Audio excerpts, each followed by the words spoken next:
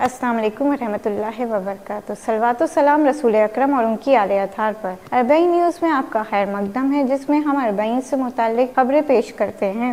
Adelaide Australia میں اربعین walk. Adelaide Australia میں اربعین walk کا انعقاد کلاسیا سینٹ پیٹرز سے مسجد و اسلامک سینٹر ایڈیلیڈ تک کیا گیا۔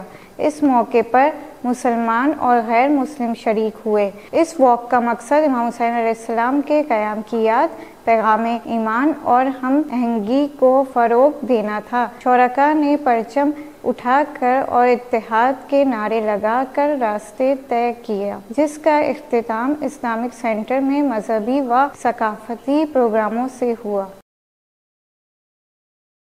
لندن کا موقف کربلا میں خدمت پر معمور۔ لندن کے حسینیہ حضرت رسول اعظم صلی اللہ علیہ سے وابستہ موقف، جو دفتر آیت اللہ عظمیٰ شیرازی سے وابستہ ہے، اربعین 1447 کے موقع پر کربلا میں زائرین کو کھانے، پانی اور دیگر سہولیات فراہم کر رہا ہے۔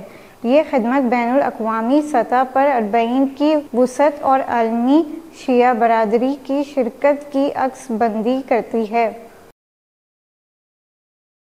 امام حسین علیہ السلام میڈیا کمپلیکس کے حسینیے میں علماء و زائرین کی میزبانی۔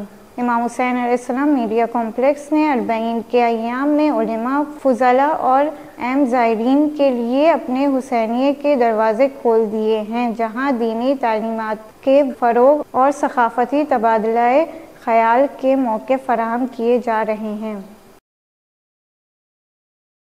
امریکی سماجی کارکن کا پیغام، امام حسین علیہ السلام کے انقلاب کو پہچانیے۔ امریکی سماجی کارکن جیکسن ہنکل نے کربلا میں اربعین میں شرکت کے دوران امام حسین علیہ السلام کے قیام کو آزادی، قربانی اور انصاف کی علامت قرار دیا۔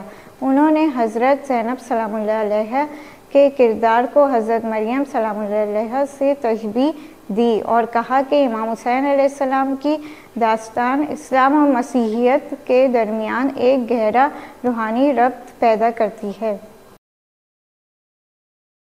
مونٹریل، کینیڈا میں اربعین واک۔ کینیڈا کے شہر مونٹریل میں اربعین کے موقع پر بڑی اور شاندار واک کی گئی، جس میں شیعہ اور مسلم کمیونٹی کے دیگر گروہوں نے شرکت کی۔ آیت اللہ عظمیٰ سید صادق شیرازی کے نمائندے حجت الاسلام شیخ صالح سبوہیہ اور دیگر علماء نے قیادت کی۔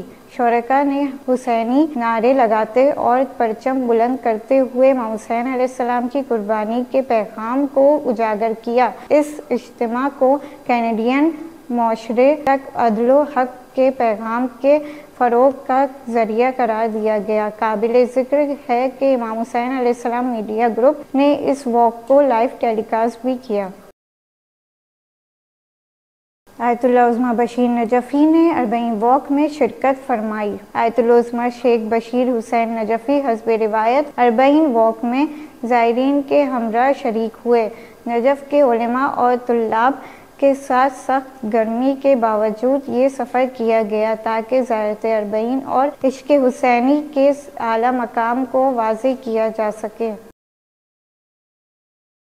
آج کی اربعین نیوز یہیں ختم ہوتی ہے۔ کل کی اربعین نیوز کے ساتھ ہم پھر حاضر ہوں گے، تب تک کے لیے والسلام علیکم ورحمۃ اللہ وبرکاتہ۔